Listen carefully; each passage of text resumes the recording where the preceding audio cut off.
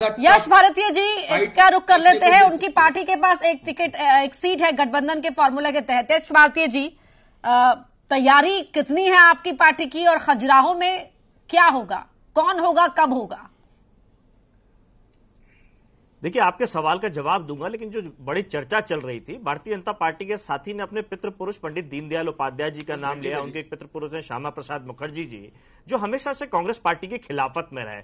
अब कांग्रेस पार्टी कोई जीव नहीं है, नाम है कांग्रेस पार्टी, लेकिन उन्होंने जीव लोगों से बन के कांग्रेस पार्टी बनती है, जिनको आज भारतीय जनता पार्टी ले रही है। चाहे वो सुरेश पचौरी जी हो या जो आज दीपक सक्सेना जी जो आज भारतीय जनता पार्टी में शामिल हुए, ये वो सारे कांग्रेसी हैं जिन्होंने नीति निर्धारित।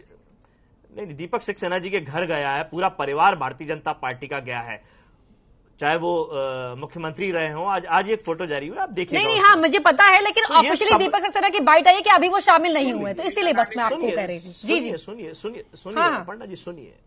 ये वो सारे कांग्रेसी हैं जिनकी खिलाफत में अगर आज पंडित दीनदयाल उपाध्याय जी या श्यामा प्रसाद मुखर्जी जी होते तो निश्चित तौर पे खिलाफत में होते। लेकिन क्योंकि भारतीय जनता पार्टी की नीति रीति नहीं है, केवल दिखावटी मुखौटे रहते हैं, उनकी चिंता है हमें सत्ता में कैसे रहना है। विधानसभा चुनाव रहा तब इन्होंने कर्जा लिया आदर्श आचार संहिता के बीच में, आज लोकसभा चुनाव है तब भी आदर्श आचार संहिता के बीच में इन्हें कर्ज लेना पड़ रहा है। बात तो आत्मनिर्भर बनने की थी, तो आत्मनिर्भर बनने की बात कहां गई? यानी सत्ता में रहते हुए इनका बड़ा फेलियर है। दूसरी बात, आज चुनाव आचार संहिता का बहाना लेते हैं, उसमें शराब के जो टेंडर होने उसको नहीं करते हैं, राजस्व की बड़ी हानि होती है। जबकि कोविड में ये शराबियों से ही, शराब व्यवसायियों से ही धन उपार्जन का काम करते रहे। आज आदर्श आचार संहिता के नाम पे उनके टेंडर नहीं ला रहा है, क्योंकि भ्रष्टाचार करना है, ब्लैकमेल करना है उन व्यापारियों को चुनाव चंदे के नाम पे। ये चंदा ही इनका धंधा है। लेकिन जब प्रॉपर्टी टैक्स बढ़ाना है, प्रॉपर्टी की बात बढ़ानी है, तो 1 अप्रैल से बढ़ा देंगे। वही विभाग है, वही सरकार है, वही आदर्श आचार संहिता है, लेकिन रूप दो है, दोहरे मापदंड है सरकार के। ये जनता को लूटते हैं, ये जनता को गला घोटने का काम करते हैं और खुली लूट मचा के रखे हुए हैं। दूसरी बात, अभी राजनीतिक विश्लेषक जो हमारे बीच में बैठे हैं शर्मा जी, उन्होंने कहा सिंधिया परिवार, और भारतीय जनता पार्टी क्या कहती है, हमारे यहां कोई परिवार नहीं होते। अभी पैनलिस्ट में बैठे हुए राजपाल जी ने भी कहा परिवार नहीं होते। तो सिंधिया परिवार कौन? राजमाता विजय राजा सिंधिया भारतीय जनता पार्टी के स्थापना सदस्यों में से एक, उनके बेटे माधवराव सिंधिया, उनके बेटे ज्योतिराज सिंधिया, उनकी बुआ दोनों जो भारतीय जनता पार्टी में, ये तो कुटुंब है, पूरा का पूरा कुटुंब, पूरा परिवार। इसको परिवारवाद नहीं कहेंगे, इनकी परिवारवाद की परिभाषा एक अलग होती है। और दूसरी बात, ज्योतिराज सिंधिया जी का भी राज्यसभा का कार्यकाल बकाया था। क्यों केपी यादव जी का टिकट काटा, जो विजयी प्रत्याशी थे, जिन्होंने हराया सिंधिया का, हारे हुए को टिकट दे दिया और जीते हुए का टिकट काट दिया। अभी हमी शर्मा जी ने कहा कि वो यादव वोट बैंक अहमियत रखता है, तो क्यों यादवों का अपमान किया, उस वोटरों का अपमान किया जिसने सिंधिया को हराने का काम किया? तो यानी इनको जनता से मतलब नहीं है, जनता के जनादेश से मतलब नहीं है, इनको अपने उल्लू नहीं, आपको मैंने टोका नहीं, आपने पूरा समय लेकर सवालों की बौछार कर दिया राजपाल जी से। जवाब मैं ले लूंगी उनसे सर आपके सवालों का, लेकिन मेरे सवाल का जवाब तो दीजिए, कहाँ तक तैयारी है? जो मेरा सवाल था आपकी पार्टी से, मैं उसका भी जवाब देता हूं। हमारी बहुत अच्छी तैयारी है, शीघ्र ही प्रत्याशी घोषित भी हो जाएगा। जब 400 पार का दावा करने वाले एक साथ 400 प्रत्याशी घोषित नहीं कर पाते हैं, सुबह कांग्रेसी नवीन सर, लेकिन वीडी शर्मा कह रहे हैं खजुराहो में रिकॉर्ड बनाएंगे जीत का।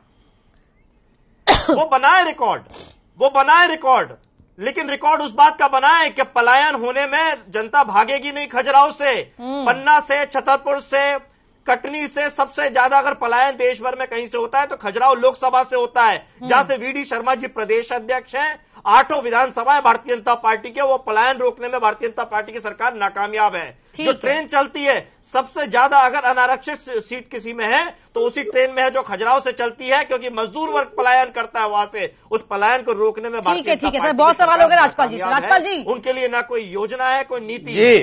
जवाब दे दीजिए अब जरा। अब वो यश भारती जी ने जो है जिस रंग की टोपी पहन रखी, जिस पार्टी की टोपी पहन रखी है, उसकी बात नहीं करी, बाकी कांग्रेस की वकालत कर दी, भाजपा को कटघरे में खड़ा कर दिया, सरकार को विरोध कर लिया।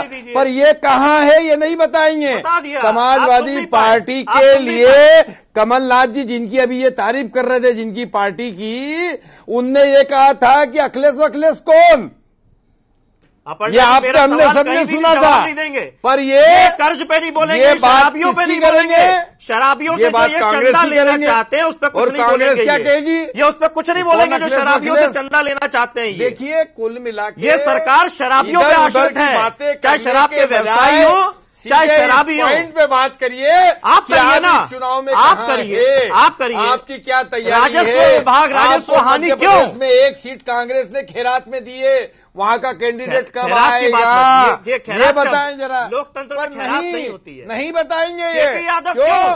क्योंकि कोई तैयारी नहीं है। यादव समाज का अपमान क्यों? मुख्यमंत्री किस समाज से आते हैं? मुख्यमंत्री के नाम के पीछे क्या लगा है? है? योगी आदित्यनाथ क्या के बाद बताने की कितने क्षत्रियों को आवश्यकता टिकट दिया है? आपने? क्या बताने की आवश्यकता है? देखिए जातिवाद की बात कांग्रेस करती है, जातिवाद की बात समाजवादी पार्टी करती है। जाति बताई मोहन यादव की, आपने आपने जाति बताई मोहन यादव की, आपने कहा कि आपने यादव जाति का बताई, अपमान, नहीं बतानी थी जाति मोहन यादव की। कहा कि यादवों का अपमान, तो मैंने कहा कि यादवों को सम्मान देने का काम। जाति बता के आपने जातिवाद नहीं किया। अगर टू विंडो में आप लोग नजर आते, टिकट काटा है, जिसका टिकट मेरी टीम अगर सुन रही हो, यादव का टिकट क्यों काटा वो बताइए। निश्चित तौर अपर्णा पर जी तो बाकी लोगों को भी राज्यसभा देख का पा रही कार्यकाल थी। बकाया है, क्यों लोकसभा लड़ाया उनको, क्यों केपी यादव का टिकट का आधार बताए। आप दोनों ही अलग अलग सवालों में भटक गए हैं सर। ये बता दें, केपी यादव नाकामयाब है, बोलिए केपी यादव नाकामयाब है, कब आ रहा है बता दें आप। केपी यादव आपको नाकामयाब है। समाजवादी पार्टी की एक टिकट सवाल आपसे बता होगा, दें कब आ रही है? जवाब से वो नहीं आएगी, आप सरकार में वो नहीं कर सकते। राजस्व हानि क्यों? आप इंतजार कर रहे हैं, राजस्व हानि क्यों? कोई इधर उधर से विधानसभा आए चुनाव में तो कर्जा उसको ले रहे आप हैं, टिकट लोकसभा दें। चुनाव में कर्जा ले रहे हैं, क्यों कर्जा ले रहे हैं? बताइए ना, आत्मनिर्भर कब बनेगा प्रदेश? क्यों भाग रहे हैं सवालों से? जो सरकार की जिम्मेदारी है उससे क्यों भाग रहे हैं? हमारी पार्टी कमजोर है, मजबूत है, वो छोड़िए, आप सत्ता में उसका जवाब दीजिए। ठीक है, ठीक है, ठीक है। क्यों?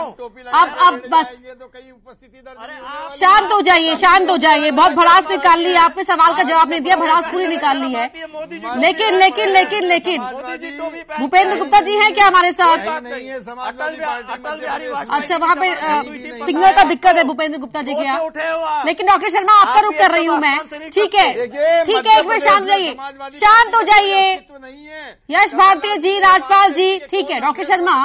और आज जो नॉमिनेशन फाइल किए गए पहले चरण के रण के लिए, तो हमने शक्ति प्रदर्शन में देखा, छिंदवाड़ा पहुंच गए मुख्यमंत्री। ये भागने की आदत भारतीय जनता पार्टी की बहुत खराब है। मध्य प्रदेश में कमल सक्सेना परिवार के घर भी गए, अखिलेश जरा उस पर तो क्या दिखाने की कोशिश यहाँ पर? कांग्रेस के तलवे चाट रहे हो जो तुम्हारे नेता को कौन। ये लोकतंत्र की भाषा नहीं है। अरे शांत हो जाइए राजपाल जी, यश भारती जी, डाउन करवाना पड़ेगा मुझे ऑडियो आप दोनों का। पार्टी का तलवे चाटना, खैरात, ये शब्दावली। राजपाल जी, यश भारती जी, मुझे आप दोनों का ही ऑडियो डाउन करवाना पड़ेगा, शांत हो जाइए।